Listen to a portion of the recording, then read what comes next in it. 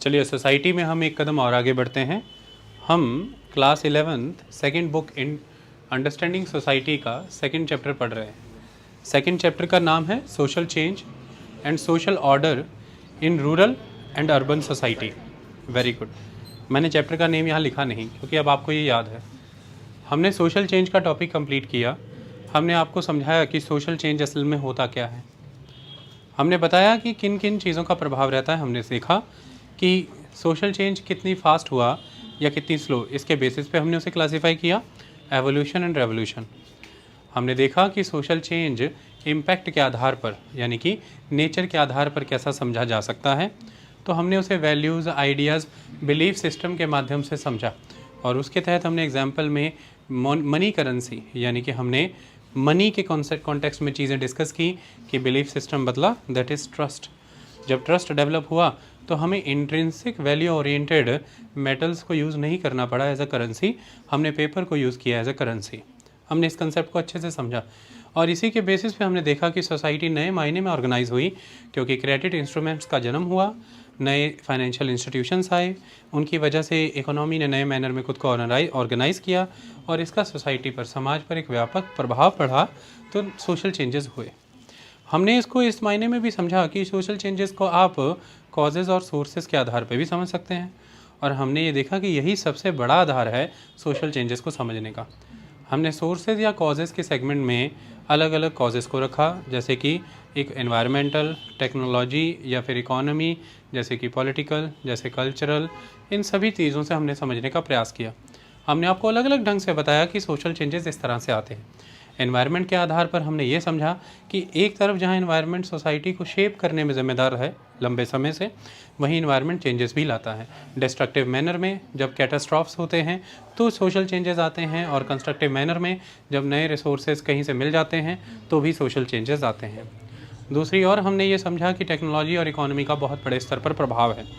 हमने देखा जैसे कि स्टीम पावर के आ जाने से, एक नई टेक्नोलॉजी के आने से नई तरह के मार्केट रिलेशन, नई तरह की इकोनॉमी एग्जीक्यूट हुई और उसके तहत समाज विश्व स्तर पर बदले क्योंकि दूर दराज के इलाकों से, दूर दराज के मुल्कों का आपस में संबंध बना, समाज परिभाषित हुए, चाहे वो लैंग्वेज था या कस्टम, कल्चर, मैनर था, हर मायने में सोसाइटी प्रभावित हुई।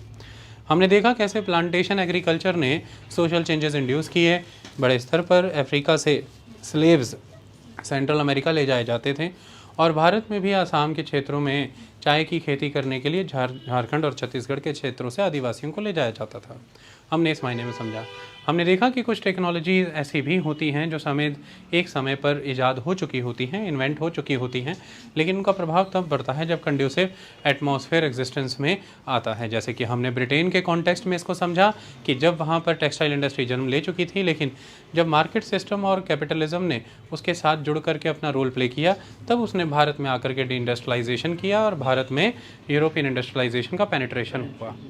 हमने कई कंसेप्ट के तहत इसको सीखा। हमने पॉलिटिक्स के मायने में ये सीखा कि एक समय में राजा रानियों के निर्णय ही समाज में परिवर्तन ले आते थे, लेकिन फिर समय बदला और लोगों के निर्णय भी महत्वपूर्ण होने लगे, लोकतंत्र की स्थापना हुई। हमने ये देखा कि एक समय ऐसे भी था कि जो युद्ध के माध्यम से एक प्रजा पर जीत प्राप्त करते थे, वो अपने तरफ से लाए गए सामाजिक परिवर्तन उनमें स्थापित करते थे जो हार चुके होते थे। लेकिन कई बार ये इस वे में भी चेंज हो जाते थे कि जो जिन पर इन्होंने जीत प्राप्त की वो इन्हें बदल के रख देते थे। हमने अमेरिका और जापान का उदाहरण यहाँ पर देखा। हमने और भी उदाहरण आपको मुगलों के संदर्भ में भी बताए और उनके पहले आर्यों के संदर्भ में भी हमने आपको बताए।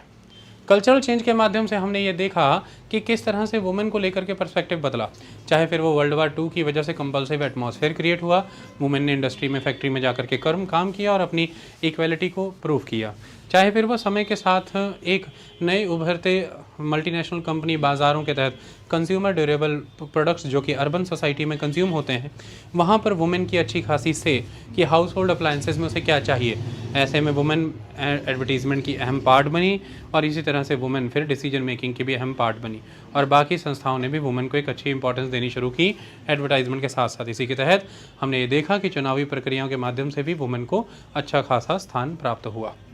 हमने कई मायने में चीज़ों को समझ लिया है, हमने सामाजिक परिवर्तनों के सभी आधार समझ लिए। आज हम एक नए संदर्भ की ओर बढ़ रहे हैं, नए कंसेप्ट की ओर बढ़ रहे हैं, that is the social order. Social change और सोशल ऑर्डर दोनों एक साथ समझने भी ज़रूरी होते हैं। वो कैसे? आज हम सोशल ऑर्डर को उसी कॉन्टेक्स्ट में समझते हैं। देखिए देखिए, जब मैंने आपके सामने, मैं किताब के मुताबिक ही शुरू करता हूँ चीज़ों को और उसी के मुताबिक ख़त्म भी करूँगा। देखिए, जब मैंने आपके सामने ये लेटर्स लिखे हैं, आप मुझे एक बात बताएं, जैसे कि कोई भी एक मार्कर दें जो शायद उतना सही ना हो। कोई और?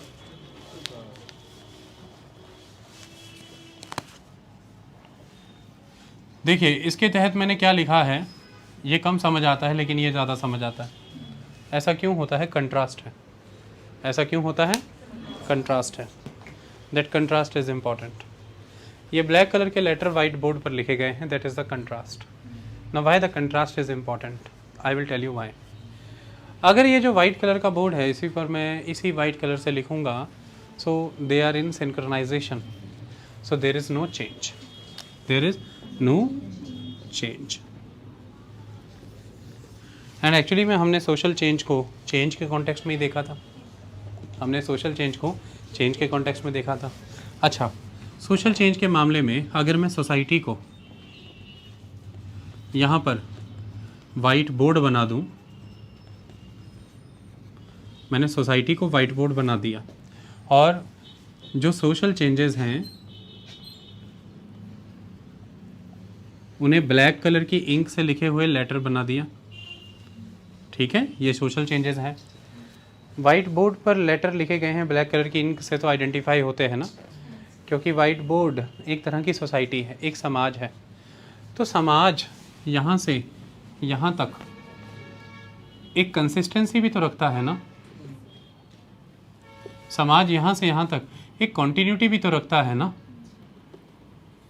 समाज कंसिस्टेंट है, समाज में कॉन्टीन्यूटी है, तो ही तो आपको उसमें उकेरे गए, उसमें एग्जिस्ट कर रहे परिवर्तन भी समझ में आ रहे हैं। यदि समाज एक कंटिन्यूअस मैनर में एग्जिस्ट करती कोई चीज़ ना होता, तो उसमें आने वाले परिवर्तन आपको किस कॉन्टेक्स्ट में समझ आते, आप उन्हें कैसे समझ पाते? आपकी फैमिली एग्जिस्ट कर रही है कंटिन्यूअस मैनर में, तो ही तो आप उसके चेंजेस को भी समझ पा रहे हैं ना। यदि थोड़ी देर के लिए महसूस किया जाए कि फैमिली का एग्जिस्टेंस ही ख़त्म हो गया, तो फिर चेंजेस भी कहाँ हैं? Where are the changes? Family exist कर रही है, ये कैसे पता चल रहा है? बहुत सारे मायनों में पता लग रहा है। आपके घर का बोर्ड जिसके ऊपर कि आपका सरनेम एग्जिस्ट कर रहा है, आपके घर के बड़े बुजुर्ग आज भी एग्जिस्ट कर रहे हैं, आपके घर की प्रथाएं मान्यताएं बाय एंड लार्ज आज भी एग्जिस्ट कर रही हैं, आपका सामाजिक स्थान जो था, रुतबा था, वो आज भी एग्जिस्ट कर रहा है। तो ये सारी ऐसी चीज़ें हैं ना जो बड़े पैमाने पर बहुत अधिक चेंज नहीं आकर के छुटपुट डेली रूटीन छुटपुट चेंजेस आते हैं। जैसे कि दादाजी हैं वो, या दादी जी हैं, वो कल 5 किलोमीटर और आज 2 किलोमीटर सैर करते हैं। बड़ी बात ये नहीं है उन्होंने रोज़ कितनी, बड़ी बात ये है कि वो रोज़ सैर करते हैं। पहचाने वो इस कंसिस्टेंसी से जाएंगे। तो आपके जीवन में बहुत सी आपके घर की पहचान बहुत सारी परमानेंट चीज़ों से भी तो है, बहुत सी कंसिस्टेंट और कॉन्टीन्यूअस चीज़ों से तो है। जैसे आपके घर के बुजुर्ग आज भी मौजूद हैं, उनको देख के कोई कहेगा ओ ये आपका पोता है, आपकी पोती है, आप कहेंगे हाँ ये कितना बदल गए, अब हैं परिवार पूरा ही बदल गया। लेकिन अब थोड़ी देर के लिए दादा दादी हटा देते हैं, थोड़ी देर के लिए उनका नाम भी हटा देते हैं, थोड़ी देर के लिए सरनेम और सब चीज़ें हटा देते हैं, थोड़ी देर के लिए आपके साथ जुड़ा आपका घर का एड्रेस भी बुला देते हैं। अब जाके खड़े हो जाओ किसी महफिल में, बुजुर्ग आ रहे हैं, आपको देख रहे हैं और जा रहे हैं, क्या मैटर करता है? आप उनके सामने एक परिवर्तन के रूप में खड़े थे, एक चेंज के रूप में खड़े हो, उनको क्या पता लग रहा है? वो कह रहे हैं कोई है। लेकिन जैसे ही किसी ने बातों बातों में बता दिया कि ये अपना उन्हों का बस रहा मुंडा, हो बल्ले बल्ले बल्ले बल्ले, इतना बड़ा हो गया, इतना चेंज हो गया, इतना परिवर्तन आ गया, बोधे भी कटाते हैं, वाल भी नहीं रखे, केस भी नहीं रखे, तो बहुत सी बातें। मुद्दा यहाँ पर ये आ जाता है चेंज। चेंज को अंडरस्टैंड करने के लिए कोई कंसिस्टेंसी भी तो देखनी पड़ेगी ना उसे पीछे, तो ही तो चेंज आ सकता है ना, वरना चेंज कहाँ से होगा मुझे बताइए। Tell me the change. मैं लेक्चरर था, लेक्चरर हूँ, और आगे मान लीजिए लेक्चरर ही रहता हूँ। ये एक चीज़ कंसिस्टेंट है, तभी तो मेरे कंटेंट में लोगों को चेंज नज़र आता है ना। मेरी डिलीवरी सिस्टम में, मेरी कवरेज में, मेरी परफेक्शन में लोग कहेंगे बहुत चेंज हो गया, अब तो पहले से तो बहुत चेंज हो गया शहर अपना। लेकिन पहले भी शहर था, आज भी शहर है ना। शहर है तो चेंज हो गया ना, लेकिन अगर ये गाँव ही हो जाए तो फिर आई बात समझ में।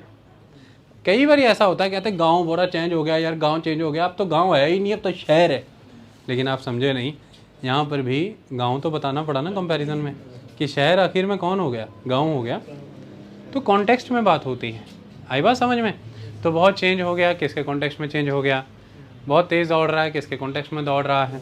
बहुत परिवर्तन है, किसके कॉन्टेक्स्ट में। कुछ चीज़ें कंसिस्टेंट हैं, कुछ चीज़ें परमानेंट हैं, वो चीज़ें कंटिन्यूअस रहती हैं। आई बात समझ में।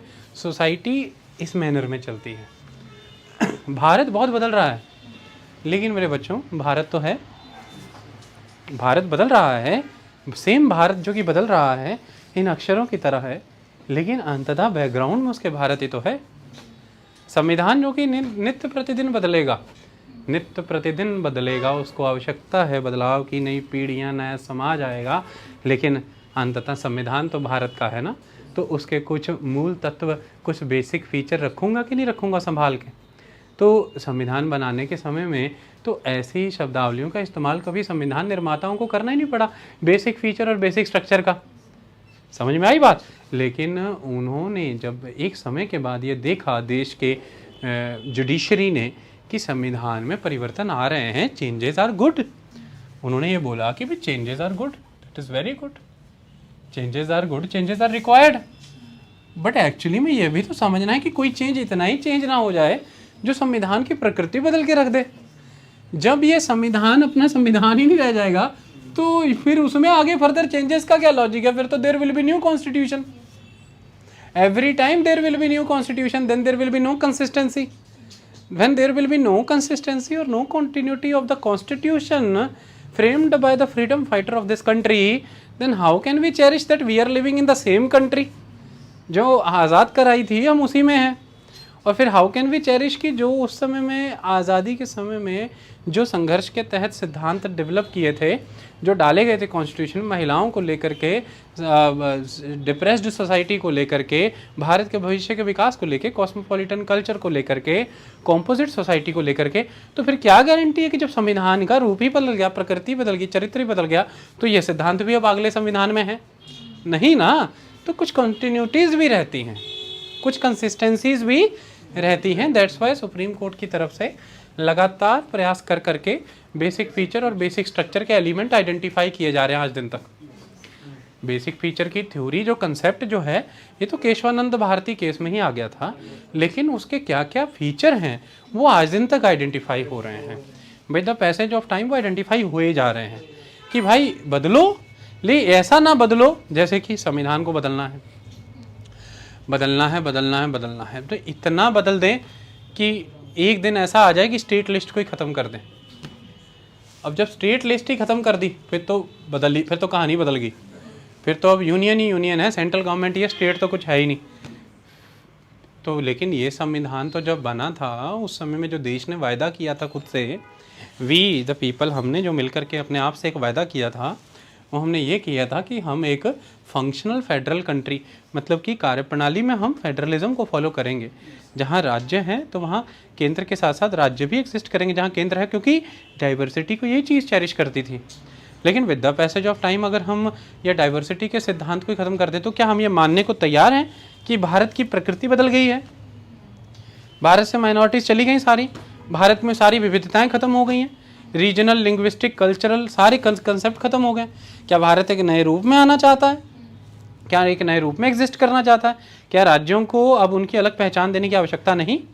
क्या केंद्र सरकार सेनाओं के आधार पर, अपनी शक्ति के आधार पर अब संविधान को इतना भी बदल सकती है और कि वो संविधान, अब जिस संविधान से सरकार का जन्म हुआ है, सरकार उस संविधान के रूप को ही जुटला देना चाहती है? तो एक कंटिन्यूटी होती है, एक कंसिस्टेंसी होती है हर चीज़ की। उस पर फिर कितने को परिवर्तन आते हैं वो देखा जाता है, उस पर कितने को परिवर्तन आते हैं फिर वो देखा जाता है। हाँ, एक बात मैं और बता दूं, लॉन्ग टर्म तो देखो ऐसा भी होता है कि संविधान अनंत होते हैं, संविधान बदले। अब नेपाल 2006 से अब तक कितनी बार बदल चुका है, 2006 से अब तक कितनी बार बदल चुका है, उसको पसंद भी नहीं आ रहा संविधान, क्योंकि सेटिंग नहीं बन रही ना। तो संविधान ऐसा भी नहीं होता कि अनंत ही रहेंगे, एक समय बहुत लॉन्ग टर्म में जाके ऐसा आएगा जो हो सकता है एक नए संविधान का चरित्र उभरा है।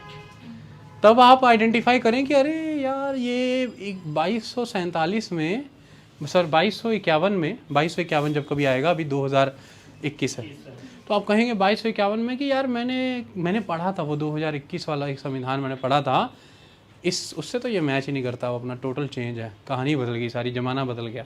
So that is the concept. वो लॉन्ग टर्म में वो बहुत आगे जा कर के देखेंगे तो हो सकता है, लेकिन वो आगे जा कर के भी वो जो हुआ वो भी इस रूप में होगा कि उस समय में सही मायने में वो भारत चाह रहा होगा। वो भी इसलिए ना कि लंबे समय तक भारत कंसिस्टेंट रहा है, उस समय में भारत पूर्णतः सही में एक अलग भारत हो गया होगा, एक नया भारत, एक विभिन्न भारत, तो उस वजह में वो संविधान भी हो जाएगा। तो there must be some continuity, there must be some consistency. Society इसी तरह से मेंटेन होती है। सोसाइटी कैसे मेंटेन होती है? इसी तरह से मेंटेन होती है। आई बात समझ में?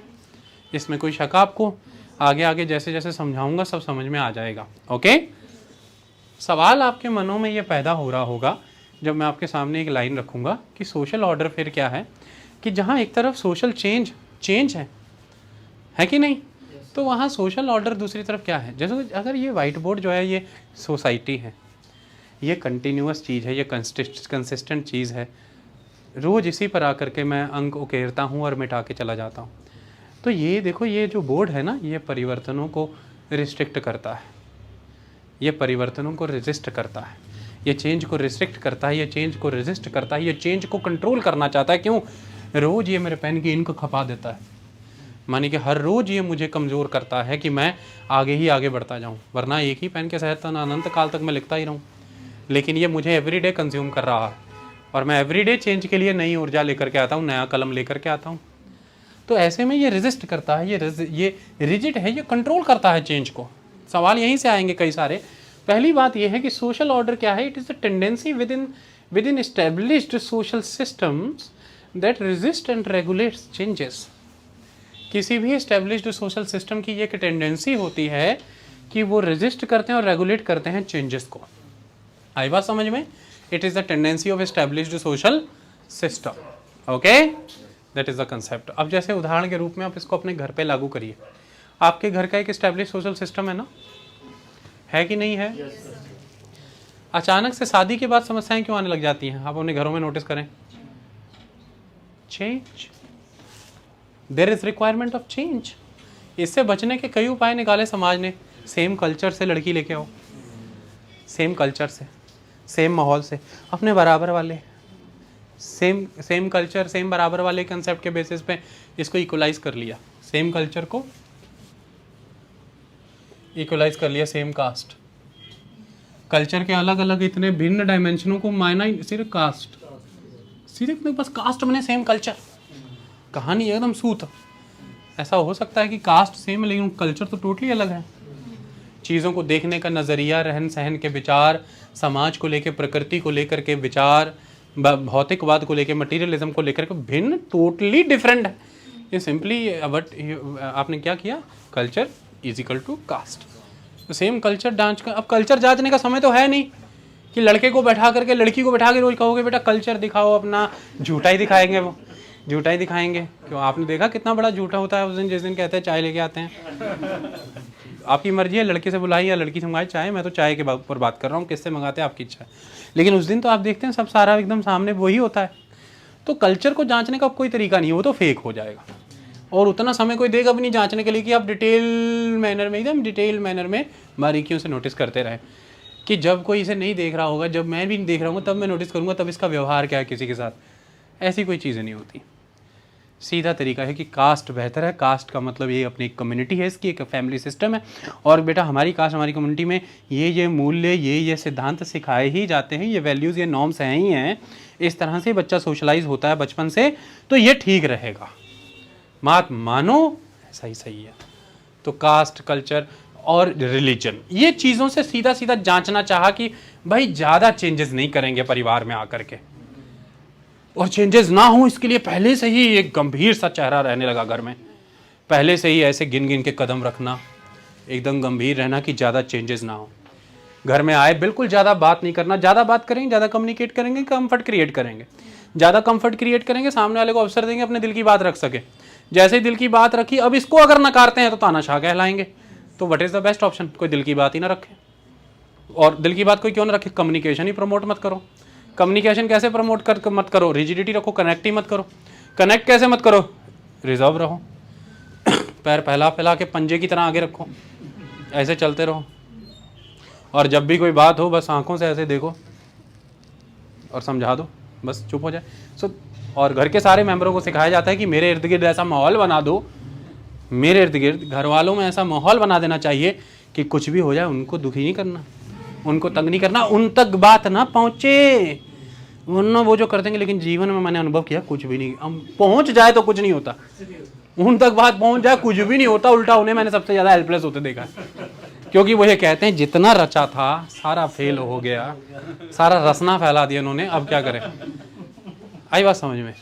तो लास्ट हथियार ये होता है बेटे के सामने कि भी ठीक है कोई बात नहीं है, तो तुम हमारा मुंह मत देखना, हम तुम्हारा नहीं देखेंगे, चलो फिर ठीक है बेटा, अपना बढ़िया तुम्हारे लिए सब जोड़ा था, अब तुम अपना जोड़ लेना।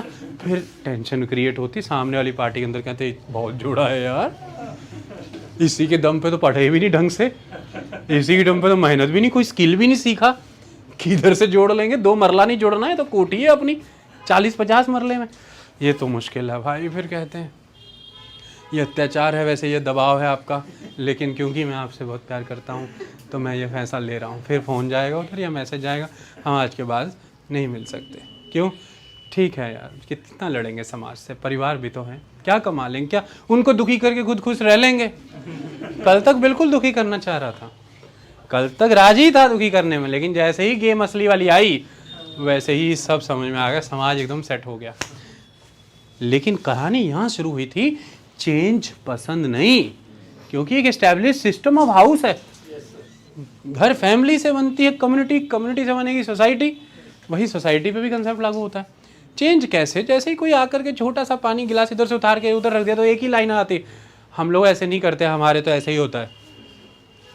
अच्छा जी, तो ऐसे करना है तो और तरीके सीख लो, तरीका सीख लो, समझ आई? चलो अपने पैर अपनी चादर में ही रखो, ज़्यादा मत पसारो, हमारे ऐसा नहीं होता, हमारे वैसा नहीं होता। वह कई बार सामने वाला आ जाता है, सामने वाला कहता है हमारे तो ऐसा ही होता है, पापा जी ने तो हमेशा खुला मौका दिया बात करने का, पापा जी ने तो हमेशा ऐसे किया।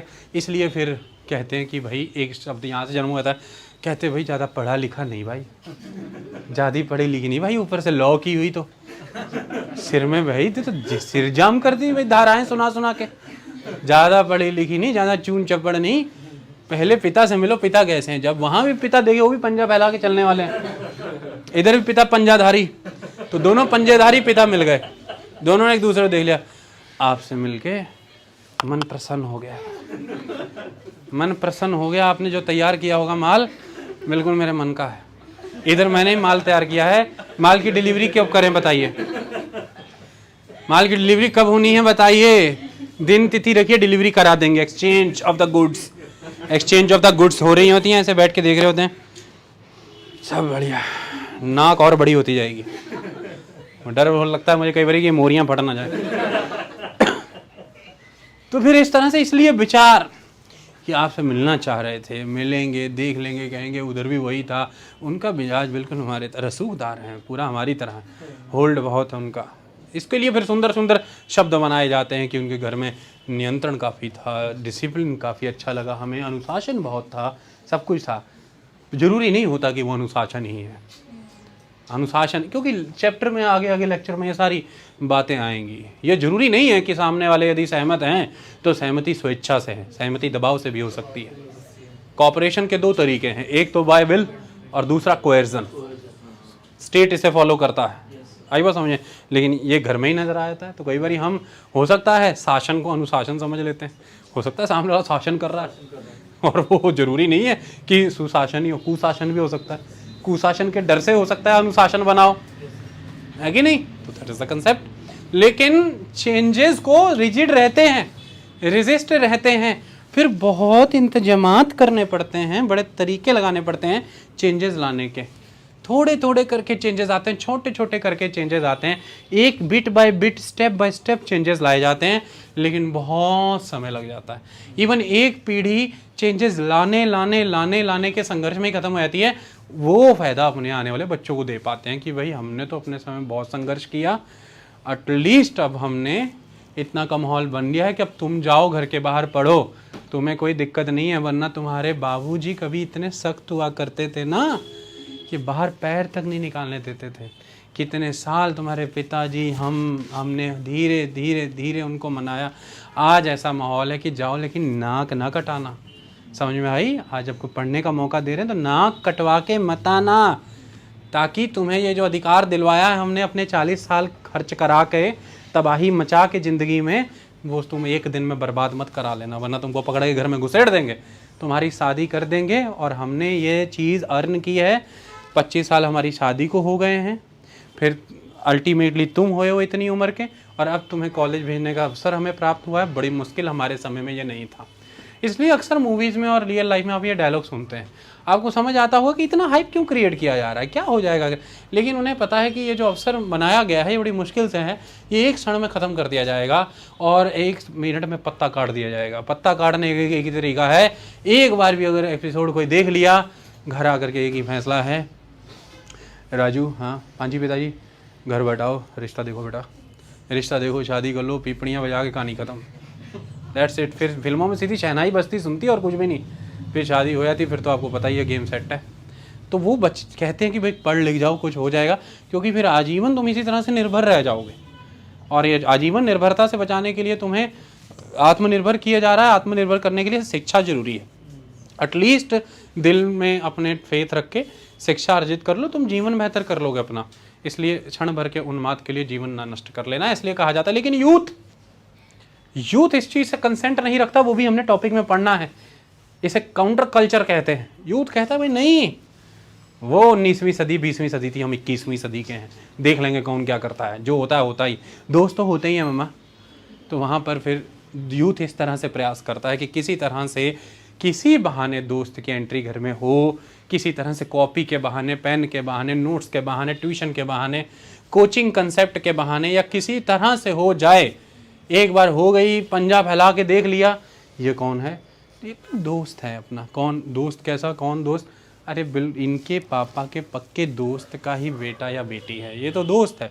बच्चे हैं छोटे छोटे, कोई बात नहीं, बच्चे को फिर मुश्किल से ही सही लेकिन एंट्री मिल जाएगी, फिर थोड़ा कंफर्ट सेटल हो पाएगा। लेकिन उस पर भी फिर निगरानी पूरी रहेगी। और वहीं पर अगर थोड़ा सा भी कांड किया तो ज़्यादा बदनामी मिलेगी, फिर ज़्यादा बैंड बजेगी आपकी। आई बात समझ में? So that is the problem. तो इस तरह से जीवन में सहजता से परिवर्तन स्वीकार हो, ऐसा नहीं है। आपको ऐसा लगता है कि ये बड़ा सहज है, समाज इसको चैलेंज करता है। जब भी आप कोई चेंज लाएंगे, जब भी आप कोई रिफॉर्म लाएंगे, इट इज़ नॉट ईजी कि वो एकदम से एक्सेप्ट हो जाए। उसको लेकर के बहुत सारी रेजिस्टेंस होंगी। और आप वो क्यों होंगी रेजिस्टेंस? मैंने आपको बताया, पंजा फैल रहा था। ये पंजा हर कोई फैलाता है, कोई सड़कों पे भी फैलाता है, कोई संसदों में फैलाता है, कोई अनाज की मंडियों में फैलाता है। हर जगह एक पंजा है, और वह पंजे को चैलेंज मिलता है जब भी कोई परिवर्तन आना होता है। और वो पंजा चाहता है कि परिवर्तन ना आए। वो जहाँ भी बैठा है वो पंजा ही, और वो पंजा फैला के ही चलना चाहते हैं, वो जहाँ भी हैं। इस बात को, इस लाइन को मेरी हमेशा ध्यान रखना, आपको समझ आ जाएगा। वही पंजा था जो बदलना नहीं चाहता था, जीवन खपाना पड़ गया गुरु नानक देव जी को, फिर जा कर के उस पंजे ने बदलाव किया, जैसे कि हम जातिवाद का पंजा कहते हैं।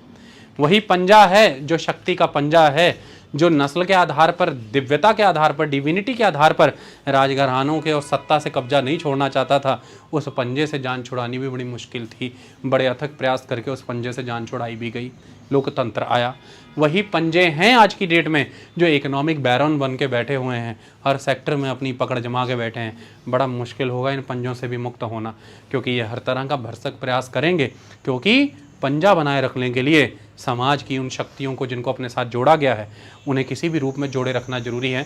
इसलिए कई बार पंजे थोड़ी सी उंगलियां उठा करके, थोड़ी सी अपनी मोनोपोली रिलीज़ करके सोसाइटी का सपोर्ट इंटैक्ट रखते हैं अपने साथ, ताकि बदलाव को रेजिस्ट कर पाएँ।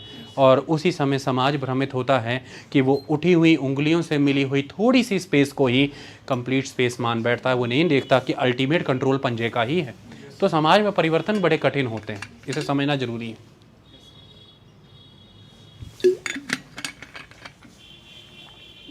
तो दैट इज़ द कंसेप्ट। तो जो इस्टेब्लिश्ड सोशल सिस्टम है ये रेजिस्ट करता है और रेगुलेट करता है चेंज को। लेकिन ये ऐसा ही नहीं था इसलिए ही नहीं था कि ये नेगेटिव ही है, ये पॉजिटिव भी तो था। इसमें समस्या भी क्या थी? इसमें कोई प्रॉब्लम भी नहीं थी। जैसे उदाहरण के रूप में, यदि वो इस तरह से पंजा फैला के चलते रहे इस तरह से, तो उन्होंने समाज में, परिवार के भीतर नियम भी तो स्थापित किए। यदि वो नियम बने तो उन नियमों की पालना भी तो कराई। वह नियमों की पालना ही थी, इसकी वजह से ही एक समाज भी था। यदि समाज में नियम थे तभी तो आपका जन्म सहजता से हो पाया, और जन्म के समय ही आपको कोई जानवर की तरह खा नहीं गया। आप जन्मे, आपका समाज में स्वागत हुआ, समाज ने आपको एक पहचान दी, और उस पहचान के तहत आपका विकास भी हुआ। क्यों? क्योंकि नियम बनाने वाले और नियमों की पालना कराने वालों ने स्वयं पे और समाज पे उन नियमों की पालना सख्ती से करवाई। तो नियम अनिवार्य भी होते हैं। Rules are very very important. जो रूल्स ना हो तो छोटे बच्चे से एक बड़ा भिड़ जाएगा, छोटे से बड़ा भिड़ जाएगा। अब मैं आपसे एक बात बताता हूँ, जो नियम ना हो तो बच्चों को भोजन कौन दे? क्योंकि उनकी स्वयं का सामर्थ्य और शक्ति तो इतनी होती नहीं कि वो अपनी शक्ति के आधार पर कंटेस्ट करके फूड ले ले। तो जितना भी घर में फूड है वो तो सहजता से हर कोई बड़ा खा जाएगा, छोटों के लिए बचेगा नहीं। तो छोटे तो कुपोषित हो जाएंगे, ख़त्म हो जाएंगे, बर्बाद हो जाएंगे। लेकिन घर में बना खाने में अज्ञात और पूर्ण रूप से अनवगत शिशु के लिए भोजन बचा रहता है। इवन सबसे पहले उसे भोजन कराया जाता है। यह भी तो नियम ही है, ये भी तो पुण्य के स्थान के ऊपर स्थापित किए गए नियम ही तो हैं। तो नियम तो बहुत अनिवार्य हैं, नियम के बिना जीवन नहीं चल सकता। जल को, पेड़ों को, मृदा को यानी कि सॉइल को, भूमि को, पर्वतों को, नदियों को सहेज के रखा नियमों ने तो है। नियम ना होते तो कैसे चलता? नाप तोल से लेकर के जीवन में हर तरह के आदान प्रदान में शुचिता को पालन करना, पवित्रता को पालन करना, पाप ना करना, यह भी तो नियम ही थे। ये उन्हीं ने तो पालन कराए जिन्होंने नियमों की सख्ती से पालना कराई। तो ये पंजे जीवन में अनिवार्य भी तो हैं। समस्या पंजे की नहीं है, समस्या पंजे के नीचे दबे संसाधनों की है। क्या वह पंजे उन संसाधनों को प्रोटेक्ट कर रहे हैं सारी सोसाइटी के लिए, या वो पंजे उन संसाधनों को दबा रहे हैं केवल अपने निजी उपभोग के लिए? समस्या यहाँ है, समस्या मुझे पंजे से कभी भी नहीं थी। आई ऑलवेज प्रेफर कि एक पंजा होना चाहिए, प्रोटेक्शन तो होनी चाहिए। लेकिन रिसोर्सेज प्रोटेक्ट हो रहे हैं सारी सोसाइटी के लिए, या रिसोर्सेज सिर्फ और सिर्फ कॉर्नर किए जा रहे हैं अपनी कंजम्पशन के लिए? यहाँ पर डिफरेंस आ जाता है। आई बात समझ में? But protective shields, rule regulations, institutions to maintain rule regulations, institutions to make you follow the rule regulations, they are always utmost important. They are in fact indispensable for the society. ये नहीं है तो there is no society. तो वह लोग आवश्यक भी हैं, ऐसा समाज आवश्यक भी है। निर्णय अनिवार्य होते हैं, नियम अनिवार्य होते हैं, नियमों से ही जीवन चलता है, नियमों से अनुशासन आता है, और अनुशासन अनिवार्य है यदि आप संसाधनों को सभी में बांटना चाहते हैं। यदि अनुशासन से ना चलें तो संसाधन सभी में नहीं बटेंगे। लेकिन आवश्यकता है कि उन अनुशासनों में जो सिद्धांत हैं वो समूचे विकास के, सबके विकास के होने चाहिए। यदि वो सिद्धांत विहीन अनुशासन है तो वो केवल शक्ति का प्रदर्शन है और कुछ भी नहीं। उस अनुशासन में सिद्धांत होने चाहिए। सिद्धांत क्या होने चाहिए? परोपकारी, जिसे हम क्या कह के चलते हैं? लगभग ह्यूमैनिटेरियन। आई बात समझ में? आपकी अप्रोच ह्यूमैनिटेरियन प्रिंसिपल से टेम्पर्ड होनी चाहिए, तो वो डिसिप्लिन एक डिसिप्लिन है। तो ये तो ज़रूरी भी है। तो इसलिए इसकी एक पॉजिटिव साइड भी है। सोसाइटी हमेशा कोशिश करती है कि जो उसके एग्जिस्टिंग रूल्स रेगुलेशंस हैं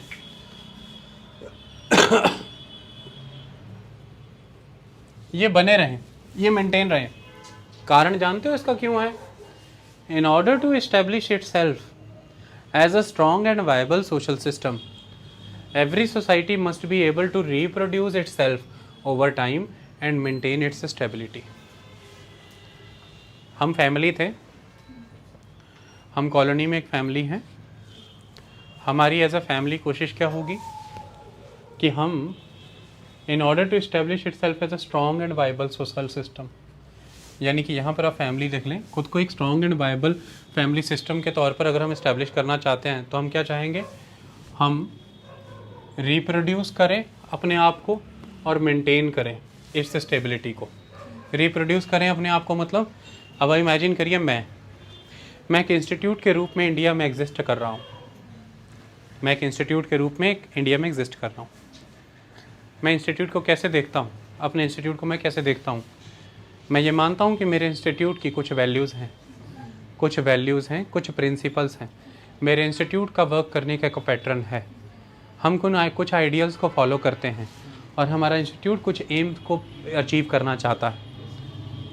अगर मुझे अवसर नहीं दिया जाएगा कि मैं इस चीज़ को मेंटेन रख पाऊँ लंबे समय तक, एवरी टाइम अपने डिफरेंट कंडक्ट, अपने डिफरेंट लेसन्स और लेक्चर्स के वाया मैं अपने इन आइडियल्स, अपने प्रिंसिपल्स, अपने वैल्यू सिस्टम, अपने बिलीफ को रिप्रोड्यूस कर पाऊँ हर स्थान पे, चाहे फिर वो कोई बड़ा मंच हो, चाहे हर रोज़ क्लास में एक नए लेक्चर के माध्यम से, चाहे अपने विचारों से, मैं जब तक उन्हें रिप्रोड्यूस नहीं कर पाऊँगा, मेरा इंस्टीट्यूट लगातार प्रतिदिन एक स्टेबिलिटी कैसे अचीव करेगा? मुझ में तो हर दिन एक इनसिक्योरिटी होगी कि कल कोई आएगा मेरे इंस्टीट्यूट। हम मालिकाना हक किसी को देने से क्यों डरते हैं, आपको पता है? हम मालिकाना हक देने से किसी को क्यों डरते हैं? मुख्तियारनामा देने से क्यों डरते हैं? जैसे ही मैं इस समय इस इंस्टीट्यूट का खुद मुख्तियार हूँ। मुख्तियारनामा किसके पास है? मैं मुख्तियार हूँ, खुद मुख्तियार। खुद मुख्तियार होने का मतलब क्या है? मैं खुद ही ऑनर हूँ, खुद ही डायरेक्टर हूँ, खुद ही लेक्चरार हूँ, खुद ही टीचर हूँ। ये मैंने क्यों फॉलो किया ये पैटर्न जानते हो? क्योंकि मैं जानता हूँ कि जिन सिद्धांतों को मैं विकसित करना चाहता हूँ देश की आने वाली भावी युवा सभ्यता के भीतर, उसके लिए निरंतरता से, निरंतर भाव से, निस्वार्थ भाव से बहुत ही परिश्रम करना होगा। ज्ञान को एक अलग रूप में धारण करना होगा। इसके लिए मेरा काम करने का एक पैटर्न है, डिटेलिंग है। मैं तब से इस चीज़ पे ही एक्सप्लेन करते जा रहा हूँ क्योंकि खुद मुख्तियारी है तो ये कर पा रहा हूँ। लेकिन अगर अभी मेरा कोई डायरेक्टर होता या मैं किसी इंस्टीट्यूट का टीचर होता तो मुझे ये टारगेट होता कि 30 मिनट्स में आप आज लेक्चर ख़त्म करोगे और आज आपको 3 लेक्चर ओवर करने हैं। यानी कि इस बुक के 3 चैप्टर, हमारे मॉड्यूल में 9 डेज़ का मॉड्यूल रखा हमने सेकेंड बुक का, और 8 डेज़ में ख़त्म कर ले तो आपको इंसेंटिव मिलेंगे टोटल कलेक्टेड फ़ीस का 10%, और अगर 7 डेज़ में ख़त्म कर देंगे तो आपको ट्रिपल स्टार दिए जाएंगे। यानी कि आपको 2 प्लेटफॉर्म पे शेयर करेंगे हम इस प्लेटफॉर्म के आगे। और किसी तरह से अगर आपने 6 डेज़ में ख़त्म कर दिया तो आपको 1 नाइट और 1 डे का एक पैकेज भी साथ में देंगे। मैं गारंटी करता हूँ कि मैं तो 5 दिन में ख़त्म करके बैठूंगा। जब मैंने 5 दिन में ये ख़त्म किया, मैंने असल में ख़त्म क्या किया? मैंने सब ख़त्म कर दिया। और 1 नाइट और 1 डे मैंने अचीव कर लिया। जो यहाँ सबको ख़त्म कर गया है वो 1 नाइट 1 डे में परिवार के साथ क्या ही जिंदा करेगा, विचार करने योग्य है। तो क्योंकि मेरी मुख्तियार नहीं था, वो मुख्तियार किसी का था, तो उसकी वजह से मुझे क्या करना पड़ा जो उन्होंने कहा। जैसा मैंने आगे आके आपके सामने क्या कहा? बच्चों, दुखी हृदय से कहना चाहता हूँ, मैं वो सिद्धांत बरकरार ना रख पाया, मैं वो सिस्टम मेंटेन ना कर पाया, मैं वो आइडियोलॉजी, मैं वो आइडियाज़, वो जो एम थे हमारे, मैं उन्हें मेंटेन ना रख पाया। मैं दुखी हूँ, हमारा इंस्टीट्यूट मर गया, आज कुछ और ही है। यानी कि मैं हाईली अनस्टेबल रहा। आपको समझ ही नहीं आ रहा सर रोज क्या कर रहे हैं? This is high level unstability. Do you want this? No. तो हर सोसाइटी ये चाहती है कि वो खुद को रिप्रोड्यूस करे with the passage of time. आई बात समझ में? और उसका अर्थ ये होता है कि प्रतिदिन के बदलाव किसी को भी नहीं चाहिए, एक स्टेबिलिटी चाहिए। अब आज के वर्ल्ड में पलक एक वर्ड बड़ा इंपॉर्टेंट है बेटा। रोज दिहाड़ी बच्चे आ जाते हैं और ये बात कहते हैं, सुलझे बच्चे भी कहते हैं, बोरिंग। वो ये कहते हैं रोज एक ही सब्जेक्ट हो ही जा रहा है सर, बोर हो रहा है, कुछ और शुरू करा दो। और मेरे पास इतनी सारी तोपें रखी हुई हैं जमजमा कि मैं कुछ भी शुरू करा देता हूँ। देखो लोगों के पास बंदूक होती, पिस्तौल, हमने तो जमजमा इकट्ठी कर रखी हैं। कहते कुछ शुरू करा दो, कहते हैं हाँ ये शुरू कर लो। कहते कुछ ऐसा शुरू करा दो, कहते हैं हाँ ये वैसा वाला कर लो। तो बोरिंग। बट आपको पता है एक्चुअल में लाइफ ऐसी नहीं होती। गुरु का ही उद्देश्य है कि आपको इससे ऊपर उठाए, आप इससे ऊपर देख सकें। Life is not like this, why I will tell you why. Boring आपका मतलब यह है कि रोज सेम चीज़ें करके, रोज सेम